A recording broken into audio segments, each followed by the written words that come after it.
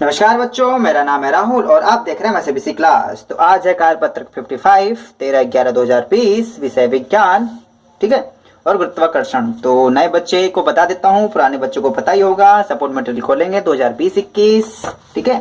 तो इसकी विषय सूची पे आते हैं। जहाँ जहाँ लाल पेन लगा है वो हम वर्कशीट के थ्रू पढ़ चुके हैं। अब आके आपका गुरुत्वाकर्षण, ठीक है, गति, बल तथा गति के नियम, गुरुत्वाकर्षण, ठीक है। आपको दोबारा भी बता देते हैं। कोई भी वस्तु पर गति करती है, गति क्यों करती है? बल लगता है। अब किसी वस्तु को आसमान में छोड़ देते हैं, उस पर कोई बल नहीं लगता, वो नीचे क्यों गिरती है?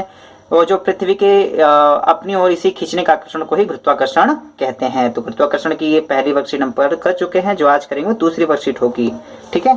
तो इससे जो पहले आपकी वर्कशीट थी, ठीक है, तो कहने का मतलब वर्कशीट 54-55 हर बार निशान लगाइए ताकि आपको कोई दिक्कत ना आए, ठीक है। तो वर्कशीट 54 में हमने पढ़ा था गुरुत्वाकर्षण का सार्वत्रिक नियम। वैसे गुरुत्वाकर्षण भी पढ़ा था।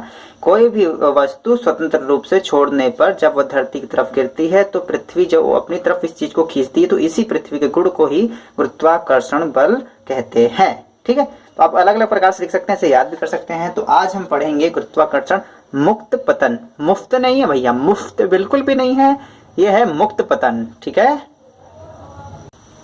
चलिए तो इसे पढ़ना शुरू करते हैं। ज्ञान। जिज्ञासा दीदी, पृथ्वी पर ऊपर की ओर फेंकी गई वस्तुएं नीचे की ओर किस प्रकार आती है? फिर जिज्ञासा दीदी बता रही हैं, अरे तुमको कितनी बार बताया गया है, गुरुत्वाकर्षण की वजह से वस्तु नीचे की तरफ आती है। कोई भी वस्तु पर तरफ फेंक दो, वो जो नीचे की तरफ आती है, ये पृथ्वी का गुण है। पृथ्वी के इसी गुण को ही गुरुत्वाकर्षण कहते हैं। अभी पिछली वर्कशीट में आपको बताया तो था। ओके।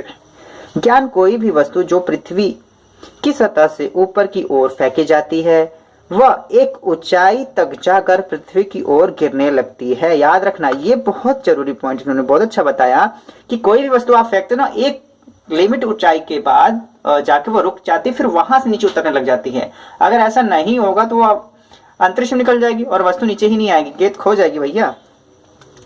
जब कोई वस्तु केवल पृथ्वी के गुरुत्वाकर्षण के प्रभाव से गिरती है तो इस प्रकार के पतन को मुक्त पतन कहते हैं। देखो पूछ क्या रहा है, बता क्या रहा है। ये भैया पिछली वर्ग के हिसाब से था, ये मुक्त पतन के बारे में बताया जा रहा है।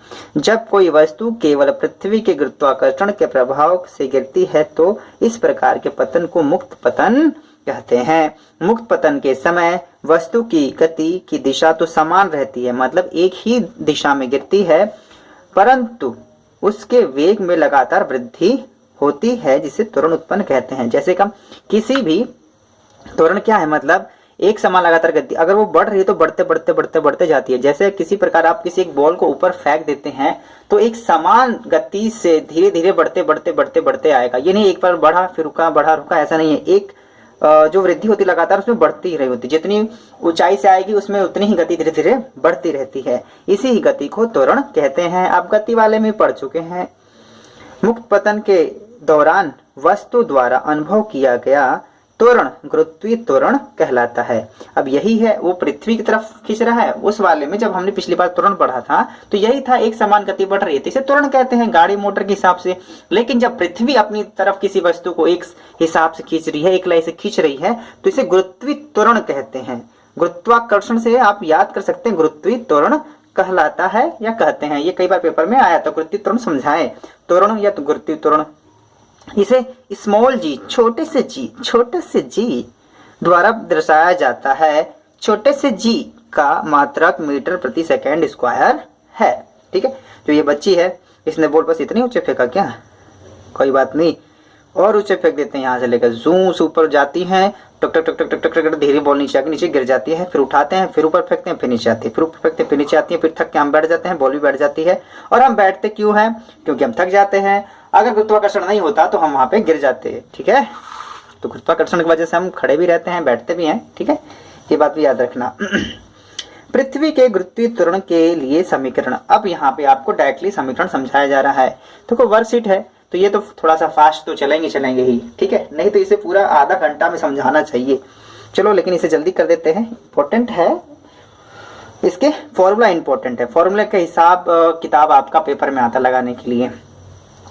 माना कि किसी पिंड या वस्तु और पृथ्वी के द्रव्यमान m और कैपिटल M है। ठीक है, वस्तु का छोटा m, पृथ्वी का बड़ा M है, और पृथ्वी द्वारा वस्तु पिंड पर लगाया गया गुरुत्वीय बल, वो बल जो पृथ्वी वस्तु को अपनी तरफ खींच रही है, कोई बल लगेगा, उस बल को F से दिखाया गया है। यदि पृथ्वी और वस्तु के बीच की दूरी d है तो गुरुत्वाकर्षण के सार्वत्रिक नियम के अनुसार से, आप ये कहोगे नया से कैसे आया है, ये नया नहीं है बच्चों। ठीक है, अब ध्यान से देखेंगे तो वर्कशीट 55 में आप गुरुत्वाकर्षण का सार्वत्रिक नियम, ठीक है, ये रहा आपका F बराबर G capital M small m d square. ठीक है, यही वाला है आपका, और इसे ध्यान से पढ़ते रहना, क्योंकि जो आपका क्वेश्चन नंबर 3 है ना, तीसरा है G का मान ज्ञात करने के लिए सूत्र का परिकलन कीजिए। ठीक है, तो यही परिकलन हो रहा है, तो इसे ध्यान से पढ़िएगा। ठीक, तो क्योंकि जब वो करेंगे तो वो इसी में से करना है उसे भी। गति के दूसरे नियम से हम जानते हैं कि वस्तु पर लगा गया बल का परिणाम उसके द्रव्यमान तथा त्वरण के गुणनफल के बराबर होता है। मुक्त पतन के समय त्वरण, मुक्त पतन हो रहा है तो यहाँ पे भी त्वरण होगा, लेकिन इस त्वरण को G से दिखाते हैं। याद रखिएगा, त्वरण को हम हमेशा A से दिखाते हैं, लेकिन गुरुत्वीय त्वरण को हम G से दिखाते हैं। ये चीजें समझ में आ रही ना आपको? मुश्किल ज्यादा नहीं है बिल्कुल भी। अगर आपको लग रहा है ये चीज आप भूल गए हो तो याद रखना, तो आपको दोबारा रिविजन के लिए मैं बताता हूँ। वर्कशीट आप, ठीक है, 43 में जाएंगे तो आपको गति का पहला नियम, दूसरा नियम, तीसरा नियम तीनों दिख जाएगा। गति का दूसरा नियम देखो, ये F बराबर ma, किसी वस्तु के संवेग में परिवर्तन की दर को उस पर लगने वाले असंतुलित बल की दिशा में बल का समानुपातिक होती है। तो देखो मैं ये सब इस वजह से करा रहा हूँ ताकि आपका पीछे का भी रिवीजन होता रहे। ठीक, और दूसरी बात ये है, आप यहाँ से अगर त्वरण के बारे में और जानकारी जानना चाहते हैं तो गति का जो आपकी वर्कशीट 31 है, वर्कशीट 31 सर्च कर लीजिएगा, किसी का भी वर्कशीट 31 आ जाएगी, वहां से गति के अंदर त्वरण के बारे में आपको और जानकारी मिल जाएगी। और मैंने आपको बता रखा है ये इंपॉर्टेंट है और आपके पेपर में भी आया है, हर बार ये पेपर में आया। गति का ये वाला तो आया था, मैंने उस, आप प्लीज एक बार देख भी सकते हैं, वर्कशीट 31 मैंने उसमें पेपर भी दिखाया है। ठीक, तो चलिए हम आगे स्टार्ट करते हैं अपना। गति के दूसरे नियम से हम जानते हैं कि वस्तु पर लगाया गया बल का परिणाम उसके द्रव्यमान m तथा त्वरण a के गुणनफल के बराबर होता है। यहाँ पे मुक्त पतन का जो त्वरण है उसे हम G से दिखाते हैं। F बराबर ma होता है, F बराबर ma होता है, लेकिन यहाँ पे a बराबर G है, इस वजह से G आ गया। समीकरण नंबर ये 1, समीकरण नंबर ये 2, समीकरण नंबर 1 और समीकरण नंबर 2 से देखो आपको F बराबर ये भी है, F बराबर ये भी है। ठीक है, तो आप यहाँ पे इस वाले फॉर्मूले में F बराबर जो है तो इसके ये दोनों भी आपस में बराबर होंगे, तो mg बराबर ये आ जाएगा G m multiply small m upon में बटे में d स्क्वायर। या तो इस प्रकार से लिखते हैं, यहाँ पे भी m है, m कैंसिल हो जाएगा आपका, तो G बराबर कैपिटल G और आपका कैपिटल M अपॉन में d स्क्वायर। ये आपका फॉर्मूला यहाँ से हो जाता है।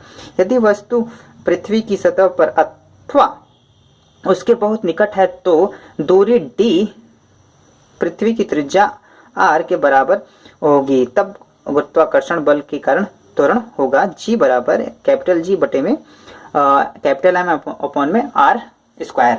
ठीक है, जो ये चीज है आपकी, जब आप क्वेश्चन लगाओगे ना तब ये चीजें और क्लियर हो जाएंगी। हो सकता है नेक्स्ट वर्कशीट में आपको इसके न्यूमेरिकल्स दें, वो आपके लिए और अच्छे होंगे। तो चलिए इसका दूसरा हिस्सा ये रहा।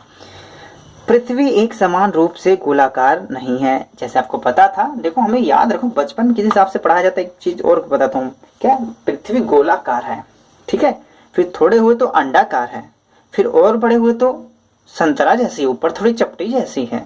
ठीक है, तो कहने मतलब जैसे जैसे आप बड़े होते जाते हैं वैसे वैसे आपको जानकारियां दी जाती हैं, कुछ गलत जानकारी दी जाती है, फिर धीरे धीरे से इम्प्रूवमेंट किया जाता है। पृथ्वी एक समान रूप से गोलाकार नहीं है, इसलिए इसकी त्रिज्या भी ध्रुवों से विषुवत वृत्तों की ओर जाते हुए बढ़ती है।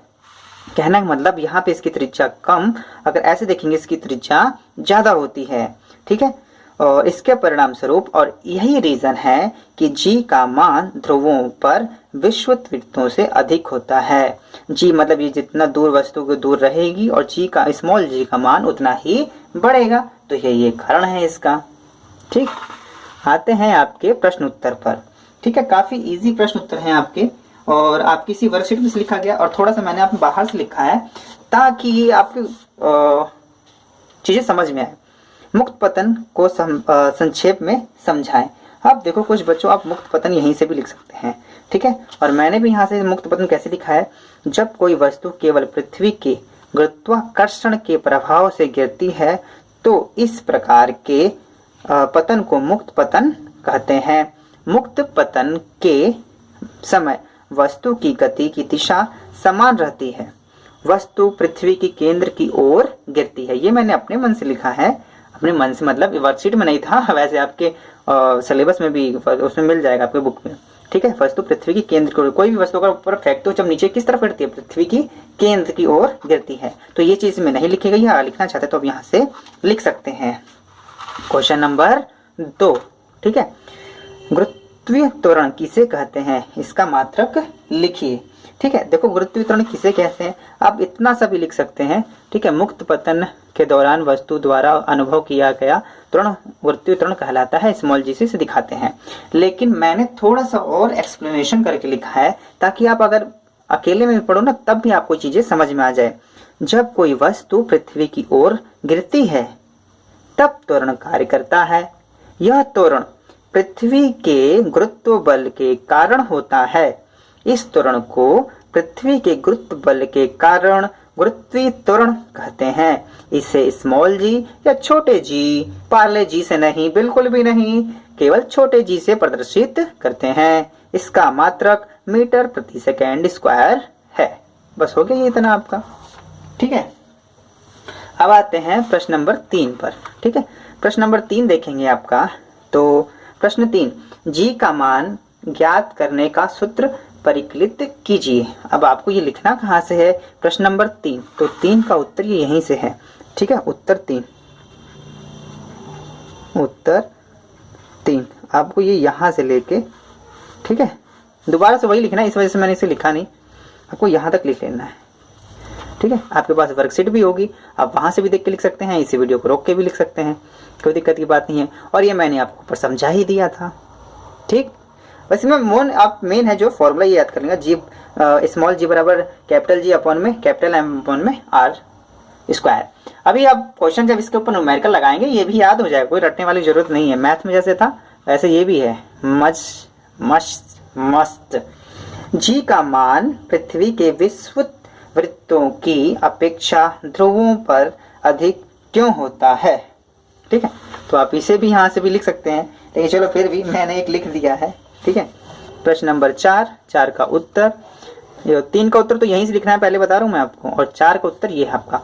पृथ्वी एक समान रूप से गोलाकार नहीं है, इसलिए इसकी त्रिज्या भी ध्रुवों से विषुवत वृत्तों की ओर जाते हुए बढ़ती है। इसके परिणाम स्वरूप जी का मान ध्रुवों पर विषुवत वृत्तों से अधिक हो जाता है, ठीक है। इस प्रकार आप अगर गोला भी बना देंगे तो और समझ में आएगा यहाँ पे, ठीक है। इस प्रकार एक सर्कल बना दीजिएगा, ठीक है। पूरा गोला नहीं है, थोड़ा सा अंडाकार बनाना, ठीक है। और यहाँ से इसको थोड़ा सा ज्यादा और यहाँ से कम, ये ज्यादा है ये विषुवत वाला बना देना और ये ध्रुव वाला बना देना, ठीक है। और ये ज्यादा होता है जिस वजह से गुरुत्वीय जो स्मॉल जी होता है वो ज्यादा होता है। तो उम्मीद है ये चीजें आपको समझ में आएगी। माई सीबीएसई क्लास की इस वीडियो को देखने के लिए धन्यवाद। अच्छा लगे तो लाइक करें, नाचने गाने वाले को तो बहुत सारे लाइक मिल जाते हैं, वो बोलते में नहीं फ्री मिलते हैं। हम टीचर, आप चाहे किसी भी टीचर से पढ़ रहे हो, वो आपका भविष्य बना रहे हैं, ठीक है। तो यार किसी भी टीचर से पढ़िए, लाइक तो उन टीचर के लिए बनता है, उनके वीडियो के लिए बनता है, ठीक है। माई सीबीएसई क्लास की इस वीडियो को देखने के लिए धन्यवाद। जय हिंद, जय भारत।